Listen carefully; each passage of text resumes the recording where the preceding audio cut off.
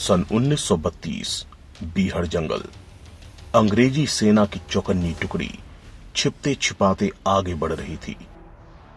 उन्हें खबर मिली थी कि शेरनी रानी यहीं एक गुफा में छिपी हुई है।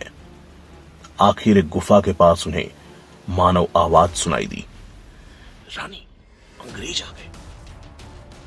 हलचल हुई, पर अंग्रेज तैयार थे। आखिर रानी को पकड़ने में उन्हें सफलता मिल गई। पर 17 साल की रानी ने हुंकार भरी, अब यह चिंगारी आग बनकर तुम अंग्रेजों को खत्म कर देगी। हम सबका बलिदान व्यर्थ नहीं जाएगा। कौन थी यह रानी जिसे पकड़ने के लिए अंग्रेजों की सेना जंगल में भटक रही थी? सिर्फ 17 साल की छोटी आयु में जिसने अंग्रेजों को नाको चने चबवा दिए थे, यह थी नागा जनजाति रानी गाई दिन ल्यू, जिन्होंने भारत की स्वतंत्रता के लिए मणिपुर में क्रांतिकारी आंदोलन का नेतृत्व किया था। वीरता के लिए जिन्हें वहां की रानी लक्ष्मी बाई कहा जाता है। मणिपुर की राजधानी इम्फाल से 174 किलोमीटर दूर पहाड़ियों के पीछे एक गांव है, लोंगकाओ। यहीं 26 जनवरी 1915 को रानी गाइदिन ल्यू ने जन्म लिया। बचपन से अंग्रेजों की बर्बरता देखते हुए वह बड़ी हुई। अंग्रेज गांव वालों पर बहुत जुल्म किया करते थे, पर जैसे इतने जुल्म ही कम नहीं थे। जब अंग्रेज उस इलाके में घूमने या काम करने आते तो इलाके के लोग उनके गुलाम बनकर जानवर की तरह उन्हें पीठ पर लाद कर इधर से उधर ले जाते थे। उन अंग्रेजों के लिए खाना पकाना और अन्य सुविधाओं का इंतजाम करना भी उनका ही काम था। बदले में पैसे के बदले तिरस्कार और मार मिलती थी। रानी गाइदिन ल्यू का भाई हाईपोंग जदोनांग से अंग्रेजों का अत्याचार देखा नहीं गया। उसकी सोच थी कि ब्रिटिश देश और हमारे गांव को बर्बाद कर रहे हैं, उन्हें देश से निकालना ही होगा। इसलिए वह लोगों के बीच जाकर उन्हें जगाने के काम में लग गया। 13 साल की रानी गाइदिन ल्यू भी अपने भाई के इस कार्य में कंधे से कंधा मिलाकर साथ देने लगी। आंदोलन का लक्ष्य प्राचीन नागा के धार्मिक मान्यताओं को जीवित करना भी था। इस आंदोलन को नाम दिया गया हेराका। धीरे धीरे यह आंदोलन ब्रिटिश विरोधी हो गया। बड़ी संख्या में लोग इस आंदोलन में शामिल हो गए। आखिरकार लोग जागे और एक दिन लोगों ने विद्रोह कर दिया। अंग्रेजों को विद्रोह की आशा न थी, वो जान बचाकर भागे। पर जल्द ही अंग्रेजों की सेना लौटी और उनकी बर्बरता से इलाका कांप उठा।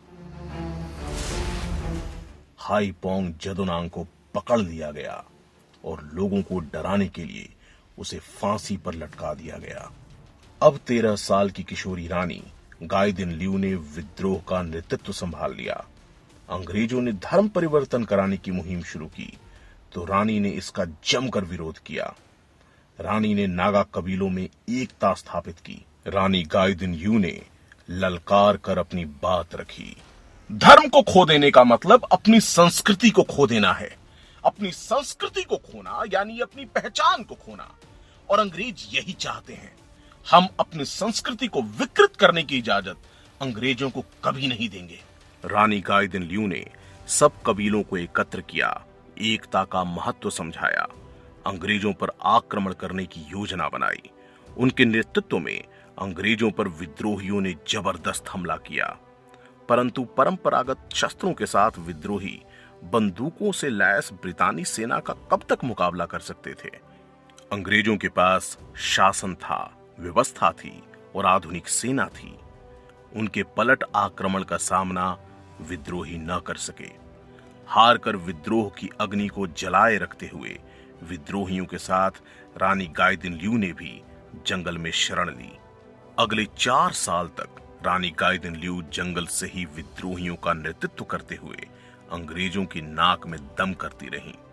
रानी के साथ केवल 4000 विद्रोहियों की सेना थी, पर अंग्रेज उन पर काबू करने में असमर्थ थे।